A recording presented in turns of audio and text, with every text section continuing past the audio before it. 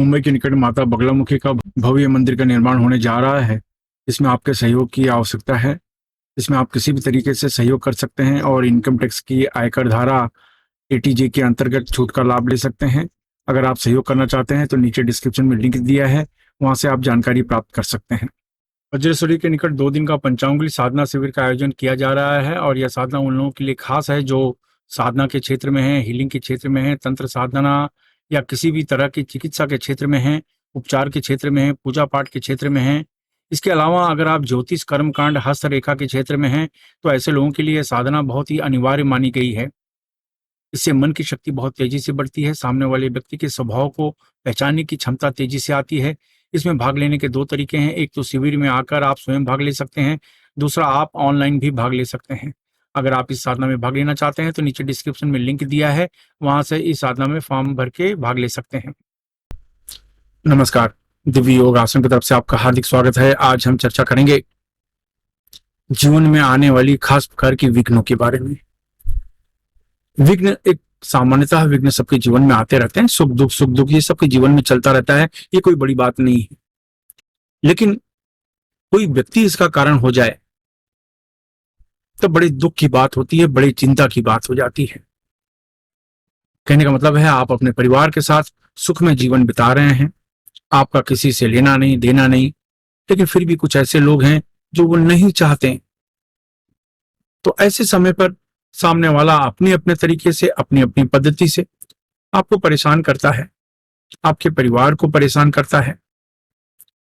तो कहने का मतलब है शत्रु जब चारों तरफ से आपको घेरना शुरू कर देते हैं तब ये खास प्रकार के प्रयोग किए जाते हैं।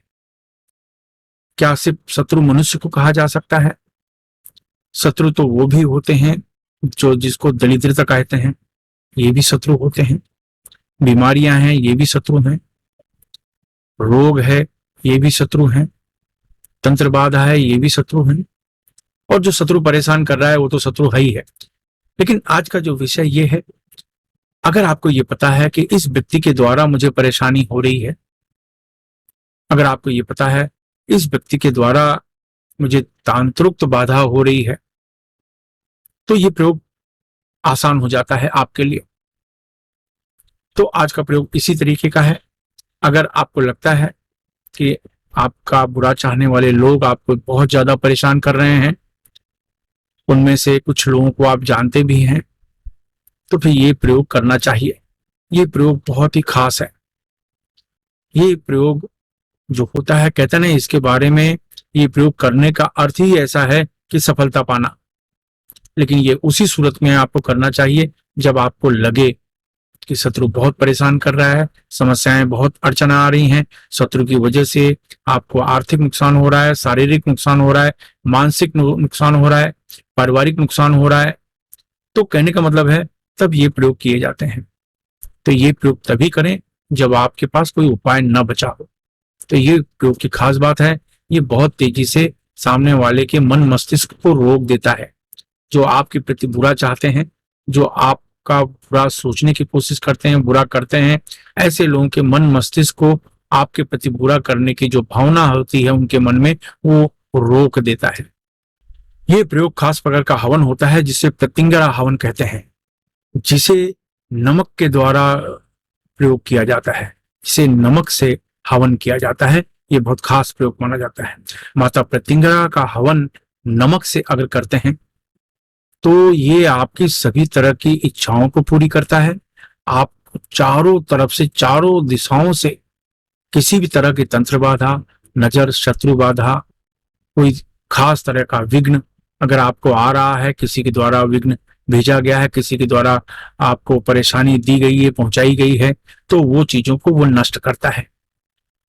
तो ये हवन बहुत खास माना जाता है। इस हवन में सबसे पहले आप याद रखें, ये करीब करीब 200 ग्राम नमक ले लें। नमक, समुद्री नमक जिसे पीस लें, वो रखें अपने पास। और नमक रखने के बाद अपने सामने हवन कुंड रखें। हवन कुंड में आम की लकड़ी या नीम की लकड़ी होनी चाहिए, वो रख लें। थोड़े से कपूर डाल दीजिए, थोड़ा सा घी डाल दीजिए, यानी हवन रेडी रखें। आम की लकड़ी ना मिले तो नीम की लकड़ी, नीम की लकड़ी ना मिले तो गाय के गोबर का कंडा होता है, वो रखें। ऊपर थोड़ा सा कपूर डाल दें, कुछ दाने कपूर के डाल दें, थोड़ा घी डालें जिससे कि जलने में आसानी हो। और इसके बाद अपने सामने सिर्फ नमक और कुछ नहीं, सिर्फ नमक, ये नमक रखें। नमक रखने के बाद आप पूरी तरीके से तैयार हो जाए। नमक रखने के बाद आप सिंपल है कि आप मुंडा मुद्रा लगाएं। ये एक मुंडा मुद्रा है, ये मुद्रा लगाएं। ये मुद्रा लगाने के बाद 10 बार आप प्राणायाम करें, यानी ऐसे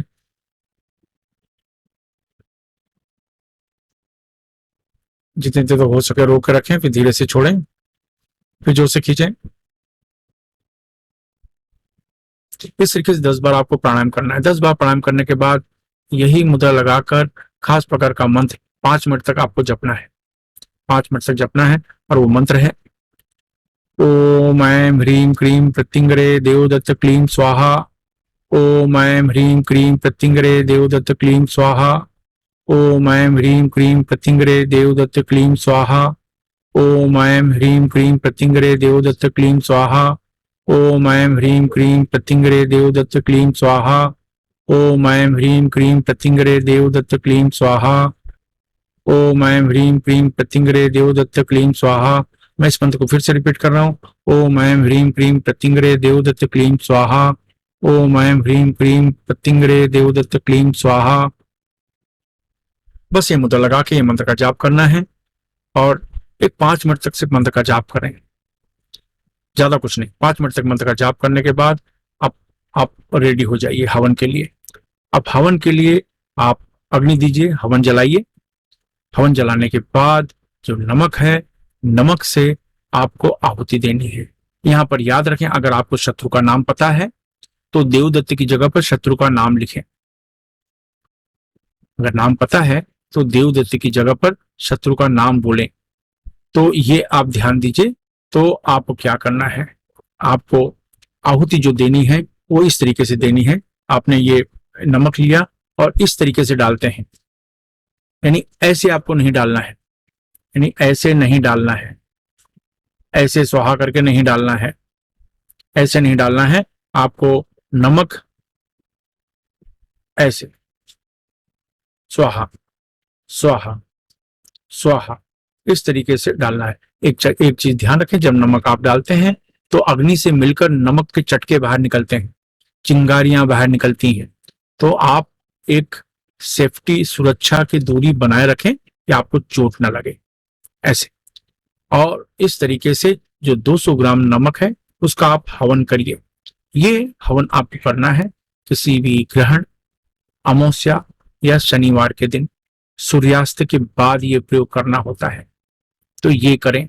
यहाँ पर एक ही बात याद रखें, अगर आपको शत्रु का नाम नहीं पता तो देवदत्त के साथ मंत्र का जाप करें। अगर आपको नाम पता है तो देवदत्त की जगह पर सामने वाले का नाम बोले, यानी ऐसे ओम ऐं ह्रीं क्लीं प्रत्यंगरे अमुक क्लीं स्वाहा। देवदत्त यानी देवदत्त पर अमुक का मतलब कोई भी नाम लिख लो। तो ओम ऐं ह्रीं क्लीं प्रत्यंगरे, और यहाँ पर देवदत्त की जगह पर सामने वाले का नाम लिख बोलो और क्लीं स्वाहा। ओम ऐं ह्रीं क्लीं प्रत्यंगरे अमुक देवदत्त क्लीं स्वाहा, मतलब आप समझ जाइए जहां देवदत्त है वहां पर सामने वाले का नाम मैंने अमुक लिख दिया। यानी किसी का नाम अगर अमुक है तो मैं जो मंत्र जप करूंगा वो ऐसे ओम ऐं ह्रीं क्लीं प्रत्यंगरे अमुक क्लीं स्वाहा। ओम ऐं ह्रीं क्लीं प्रत्यंगरे अमुक क्लीं स्वाहा। याद रखिए इस तरीके से। तो मेरा कहने का मतलब है जहां देवदत्त है वहां पर सामने वाले व्यक्ति का नाम ले। अगर आपको नहीं पता तो सिर्फ देवदत्त के साथ क्लीं स्वाहा करके आप मंत्र का जाप करें, मंत्र का जाप करें और उसके बाद हवन भी इसी तरीके से करें। तो ये पद्धति आपको करनी है, ठीक है। तो कहने का मतलब है इस तरीके से आप देखेंगे एक 20 मिनट में हवन समाप्त हो जाता है कि जितना 200 ग्राम हवन है वही उपयोग करना है बस। और ये ज्यादा से ज्यादा एक ही बार करते हैं। इसका अगर दोबारा प्रयोग करना चाहते हैं तो करीब करीब 1 महीने के बाद, 2 महीने के बाद, 3 महीने के बाद, यानी बीच में जो गैप होगा वो 1 महीने का होगा, न कि दूसरे दिन, तीसरे दिन, चौथे दिन, ऐसे नहीं। महीने में एक बार सूर्यास्त के बाद ये प्रयोग करते हैं। ये प्रयोग जब आप करते हैं शत्रु के द्वारा जितनी भी प्रकार की बुरी नजर, बाधाएं मानी जाती हैं वो टूट जाती हैं। बस इतना आपको फायदा होता है। नकारात्मक जो ऊर्जा होती है वो निकल जाती है। कम हो जाती है, खत्म हो जाती है इस तरीके से, और आपका परिवार एक प्रकार से सुरक्षित जोन में आ जाता है। क्योंकि आपके मन मस्तिष्क पर अगर नेगेटिव एनर्जी निकल जाए, वहां से हट जाए, तब आपके काम करने की क्षमता बढ़ जाती है, आपके आगे बढ़ने की क्षमता बढ़ जाती है, आपके तरक्की करने की क्षमता बढ़ जाती है। तो ये प्रयोग आपको करना चाहिए। किसी भी शनिवार, ग्रहण, अमावस्या के दिन सूर्यास्त के बाद ये प्रयोग करें।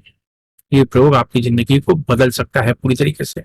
हमें अपने शत्रु के बारे में कभी भी बुरा नहीं सोचना चाहिए। हमें अपने परिवार की सुरक्षा के बारे में सोचना चाहिए, न कि शत्रु के बारे में। तो ये प्रयोग भी इसी तरह का है।